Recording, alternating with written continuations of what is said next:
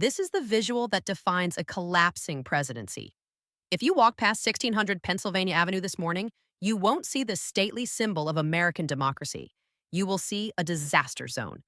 You will see a massive mud-filled crater where the historic East Wing used to stand. You will see silent yellow cranes towering over the executive mansion like vultures.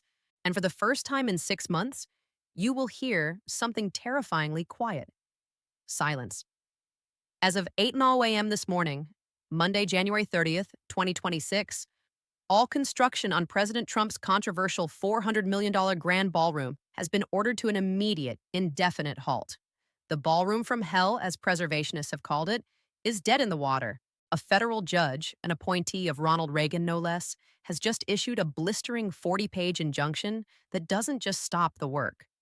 It accuses the administration of willful deception, statutory vandalism, and gross fiscal negligence. President Trump, already reeling from the Davos disaster, the Japan bond crash, and the seizure of his New York properties, has just been blindsided in his own backyard. He woke up this morning expecting to see concrete being poured for his monument. Instead, he woke up to a federal marshal taping a cease and desist order to the White House construction fence. The official reason? The money is gone. The private donations that were supposed to fund this massive vanity project have evaporated in the wake of the Japan financial crisis. And without the cash, the judge has ruled that the President of the United States is effectively squatting on public land, destroying national heritage with an unfunded mandate. In this deep dive special report, we are going to walk you through the stunning court order that just dropped. We are going to show you how the East Wing demolition has turned into a political suicide pact. We are going to expose the phantom donors who fled the moment the markets cracked.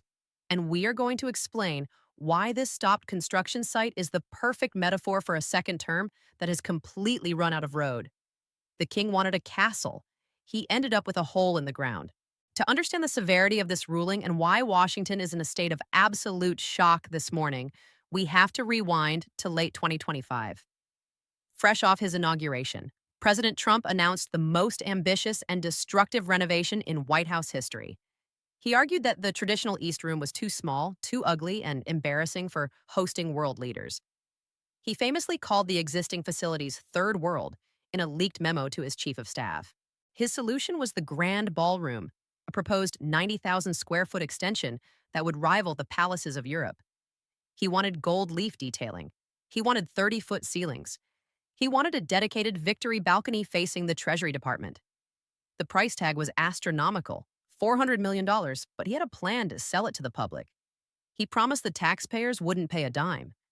He claimed that a coalition of private patriots, billionaire donors, had already pledged the full amount. He called it a gift to the nation. The cost, however, wasn't just financial. It was historical. To build this monstrosity, the administration argued they needed to demolish the existing East Wing. This meant the destruction of the family theater, the dismantling of the First Lady's offices, and the excavation of the historic gardens. Preservationists screamed. The National Trust for Historic Preservation sued immediately. They argued, "You cannot tear down a UNESCO-adjacent site just because you want a bigger dance floor." They argued that the White House belongs to the people, not the temporary occupant. But Trump bulldozed them, literally. In December, his Department of Justice utilized a loophole. They argued that the project was a matter of national security, claiming the new structure would include a secure state-of-the-art underground bunker to replace the aging PEOC. Judge Richard Leon, the federal judge overseeing the initial challenge, was skeptical. But faced with the national security card, he allowed the demolition to proceed under strict conditions. The East Wing came down in weeks. It was a shocking sight. Wrecking balls hitting the White House complex, dust covering the Rose Garden. It was visceral, but the deal was simple. You can dig the hole, but you cannot pour a single ounce of concrete for the new structure until the money is in the bank and the design is approved by the National Capital Planning Commission. Trump gambled. He tore it down, assuming the money and the permits would follow. He assumed he could bully the donors and the regulators. He assumed wrong. This morning, Judge Leon returned to the bench, and according to everyone in the courtroom, he was furious. We have the court transcript released minutes ago. It reads less like a legal opinion and more like an indictment of the entire administration. The judge slammed the Department of Justice lawyers for what he called a bait and switch of monumental proportions. Here is the core of the ruling. The administration admitted in a closed door, sealed filing on Friday night that the private funding for the ballroom is currently missing. The pledge of $400 million was based on non binding commitments from major donors, hedge fund managers, real estate moguls, and casino tycoons, the usual suspects of the MAGA donor class. But remember what happened this week? The Japan bond crash, the asset seizure in New York, the Davos walkout. Those donors are currently facing margin calls. They are watching their portfolios bleed red ink.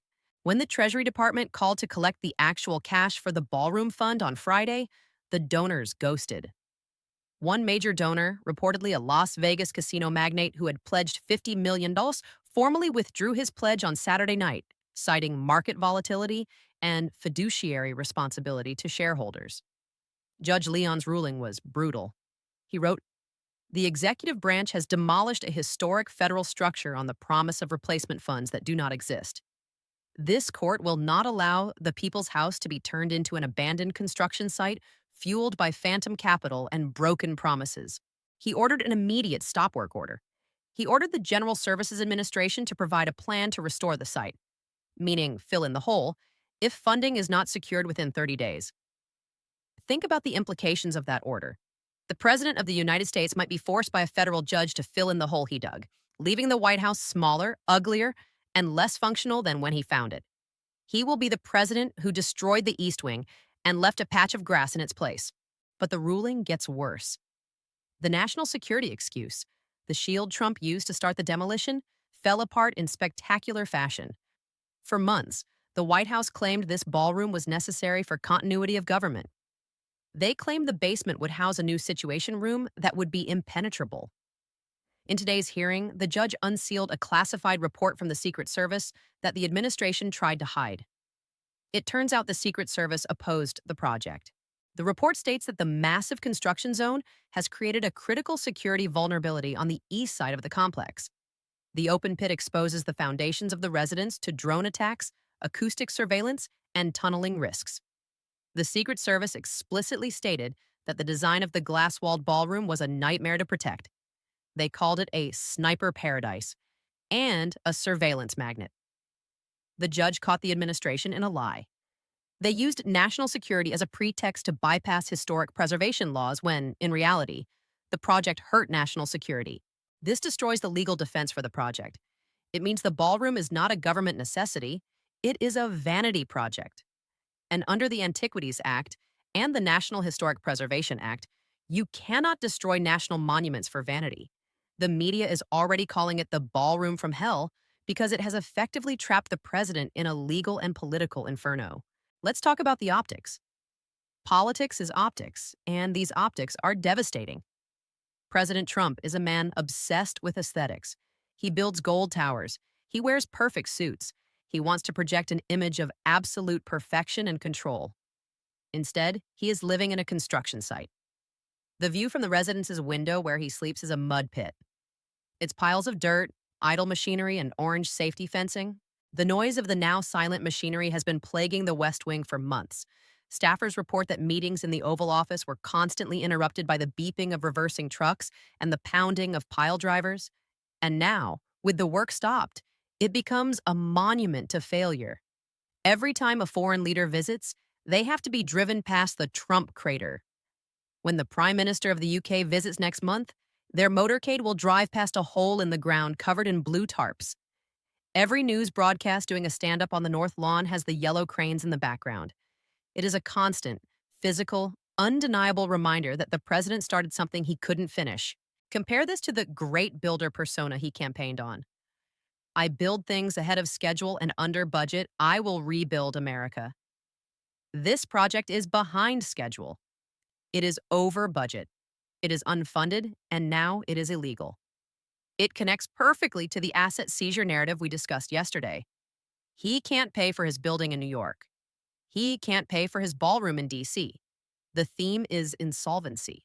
Why did the donors really pull out? It wasn't just the stock market crash, though, that provided the excuse. It was the toxic brand. After the Davos disaster, where the president was openly laughed at by the world, Putting your name on a Trump ballroom became a liability.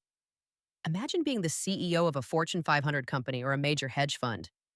Do you want your name engraved in marble on a ballroom that is being sued by every preservation group in America? Do you want to be associated with an administration that is seizing private property in Greenland and getting its own property seized in New York? The prestige of the project turned into poison. The donors realized that this ballroom might never be finished. Or worse, the next president, who, according to the wipeout polls, is likely to be a Democrat, might tear it down the moment they take office. Nobody wants to pay $50 million for a building that gets demolished in 2029. It's a bad investment. So they used the Japan crash as an excuse to flee. They looked at the volatility. They looked at the subpoenas coming from the judge, and they decided to close their checkbooks. And Trump is left holding the bag, or rather, holding the shovel. There is also a legal angle here for the donors. The judge hinted in his ruling that if the funds were promised but not delivered, the donors might be subject to fraud on the court investigations if they signed affidavits claiming the money was secure. The donors are lawyering up. They are distancing themselves from the White House at record speed. The Trump donor class is fracturing. The Democrats are already weaponizing this, and they aren't holding back. House Minority Leader Hakeem Jeffries released a statement minutes after the ruling. He tore down the East Wing. He tore down the economy. He tore down our alliances. Now he stands in the mud of his own making. He is the demolition in chief. It is a powerful, visceral metaphor. The East Wing contained history. It contained the spirit of past first ladies: Jackie Kennedy, Nancy Reagan, Michelle Obama. By destroying it for a ballroom, Trump played into the barbarian stereotype. And by failing to rebuild it, he plays into the incompetent stereotype. The poll numbers from the Wipeout survey are being updated as we speak. Independents are disgusted by the waste. Focus groups are saying things like, "Why is he building a $400 million ballroom when gas is $6 a gallon? He cares more about his parties than my grocery bill." The contrast between his luxury obsession and the voters' economic pain is lethal. It reinforces the "let them eat cake" narrative. And the Republican senators, they are quietly furious. They have to defend this. They have to go on TV and explain why the White House looks like a strip mine. Senator Mitt Romney, or his ideological successor in the Senate's moderate wing, was quoted on background saying, "This is what happens when you govern by whim, not by law. We warned him not to touch the East Wing. Now we all look like vandals."